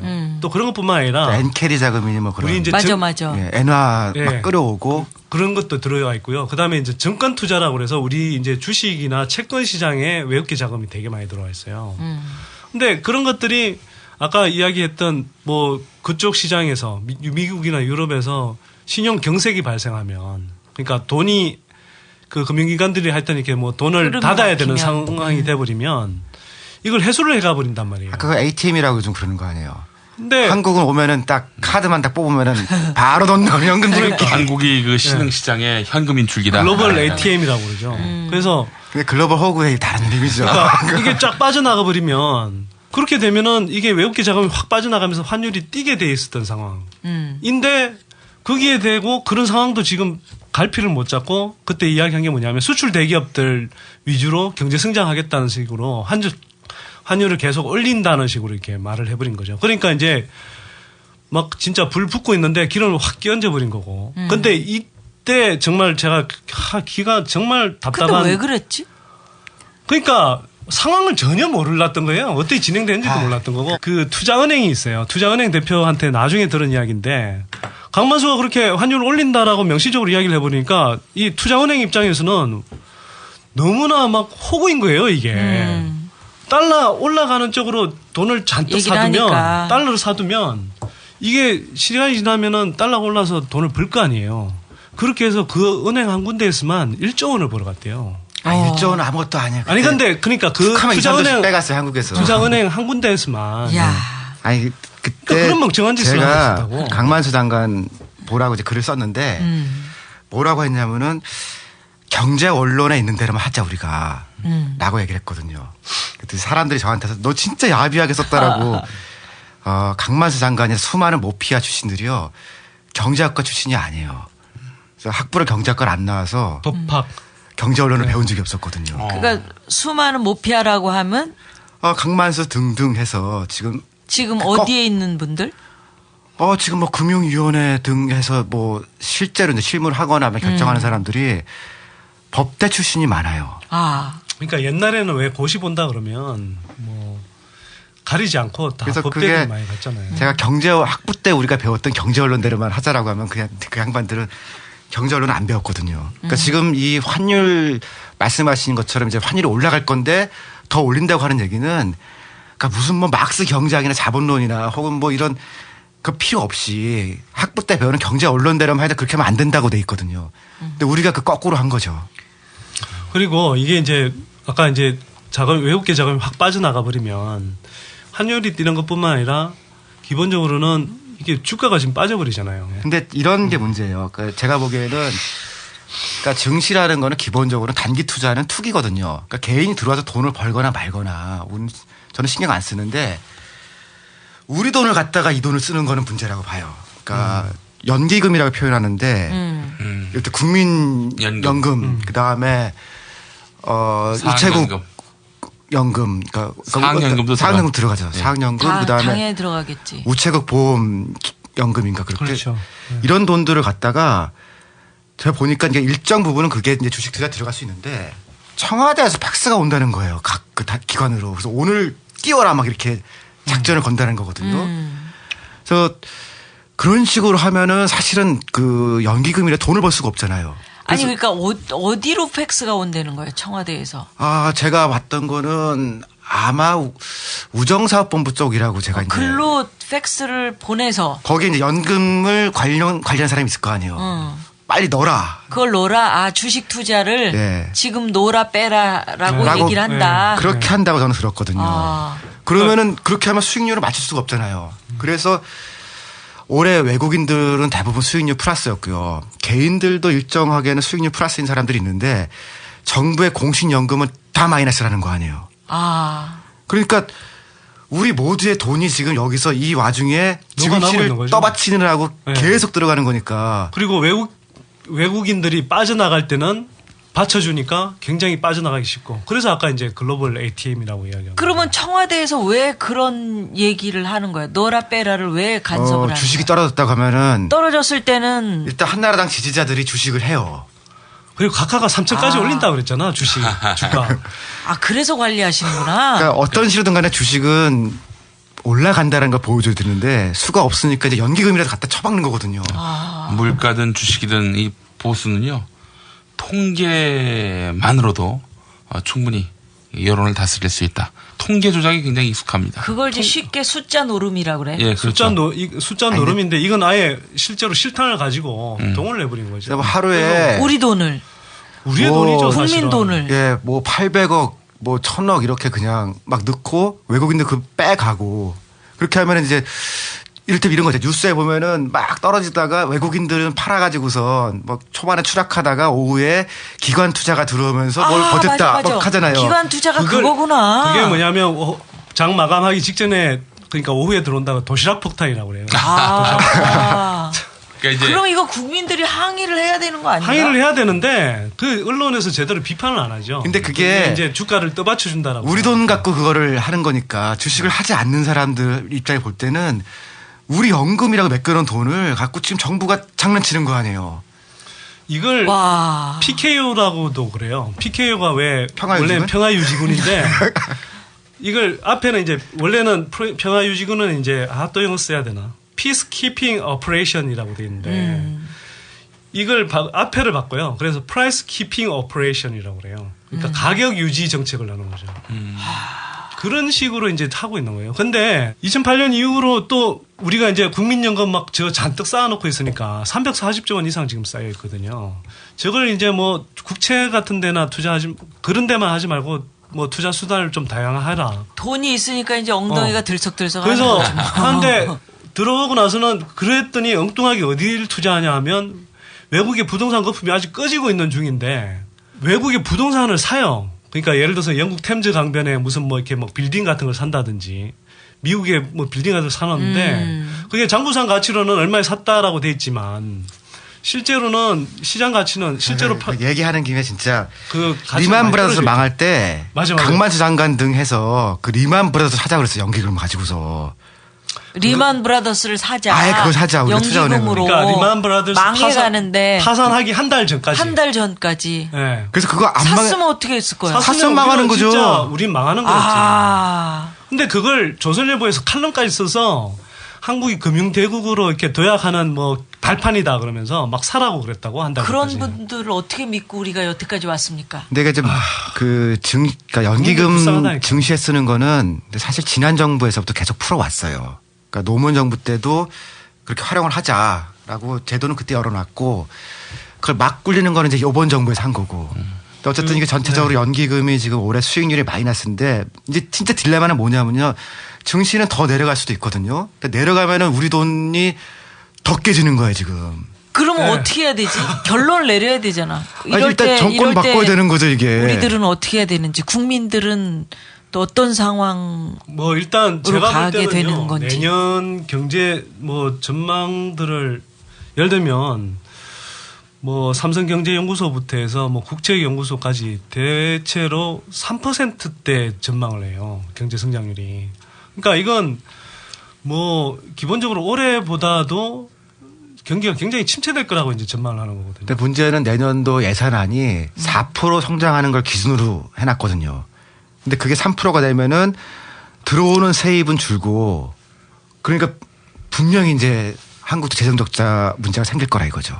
그래서 세금을 악랄하게 지금 찾아내더라고. 아니 진짜로 그런 거예요. 왜 술, 담배, 교통범, 직금 뭐 이런 거부터 시작해가지고. 아니 정부세는 깎아주고 그다음에 소득세, 직접세 이제 뭐 다 깎아주고. 간접세라는 게 그거지. 이런데 물에다가 뭐 붙이는 거, 그렇죠. 뭐 이런 것들. 소득하고 상관없이 그냥 뭐 이건 쉽게 말하면 이건희 회장이나 그냥 뭐 노숙자나 소비하는 만큼은 똑같이 세금을 내는 거예요.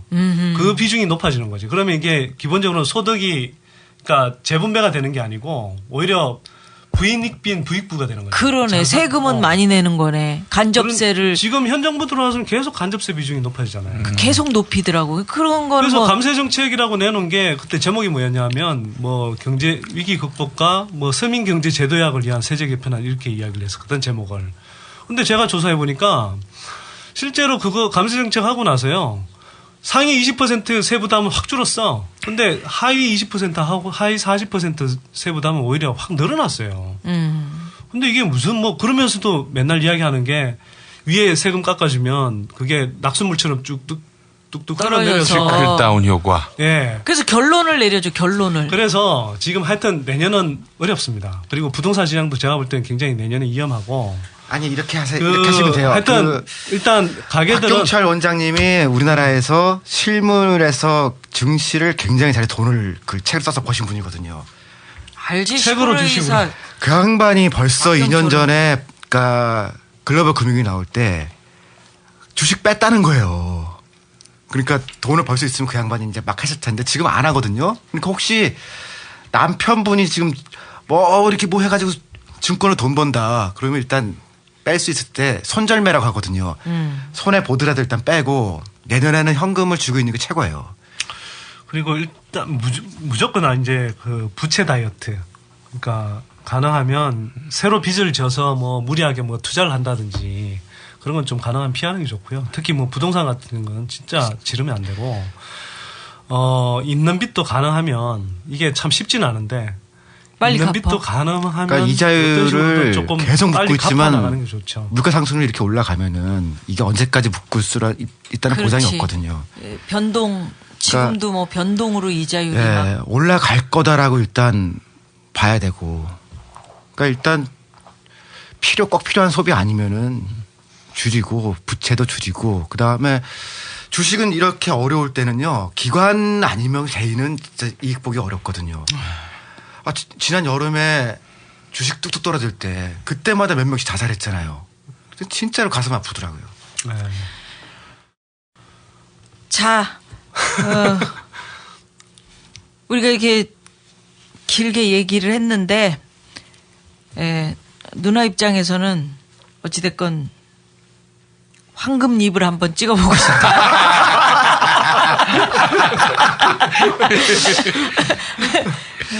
김근태 선생님. 안녕하십니까. 김근태입니다. 김미화 동지, 좋은 세상이 오면 반드시 골든 마우스 책임지겠습니다. 대단히 감사합니다.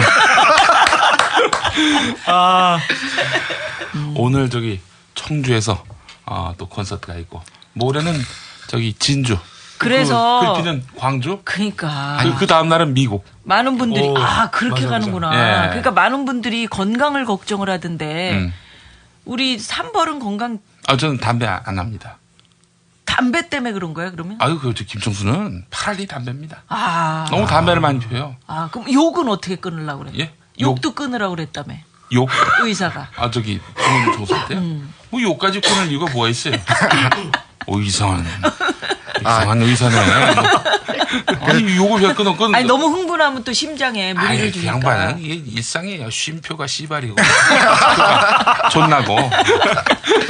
그래서 다음 주에 그 미국 가고 정봉주 의원님 못 가신다며요. 예, 못 가셔가지고. 저희 프로에 다음 주에 나오시기로 하시는 것 같은데. 예. 그래서 나오실까 싶은데, 프로그램에 도움이 전혀 안 될 겁니다. 아니야. 다음 주 주제가. 다음 주에 우리가 그 정봉주 의원한테 딱 맞는 주제를 정했어. 어떤 겁니까? 이미 정했어. 그건 비밀. 비밀. 그 정봉주 의원이 이제 나오세요. 그랬더니 아까 이거 다음 주에 바쁜데 책 쓰고 뭐 마지막 바쁜데 막 그러더니 딱 가면서 이런다. 제 전화번호 알죠? 전화 주세요. 딱 그러면서 가. 주제가 딱 꽂혔거든요. 그건 나온다는 얘기입니다. 예. 그래서 이제 우리 시사돼지는 미국 잘 다녀오시고 우리 정봉주 의원하고 잘 녹음하신 거를 미국에서 받아가지고 편집을 거기서도 미국 가서 편집하려고. 그렇습니다. 국제 편집. 국제 편집. 그런데 일정 소화가 되시겠어요? 이번에도 그 여의도 공연 앞두고 그 새벽에 편집하고 공연 간 거 아니에요, 여의도에. 그렇습니다. 체력이. 아니 뭐 미안해서 말도 못 꺼내겠더라고. 근데 살 빠지면은 그러면 시사돼지가 아닌데 어떡하지? 안 빠지. 왜 안 빠지는 잘 거야? 유지하겠습니다. 그러니까 많이 먹어야 앞에 이렇게 초콜릿 펼쳐놓고 뭐 살이 안 빠지냐고 그래. 먹게 해놓고. 이거 맛있는 초콜릿이에요. 박수 치고 끝내야 돼. 끝.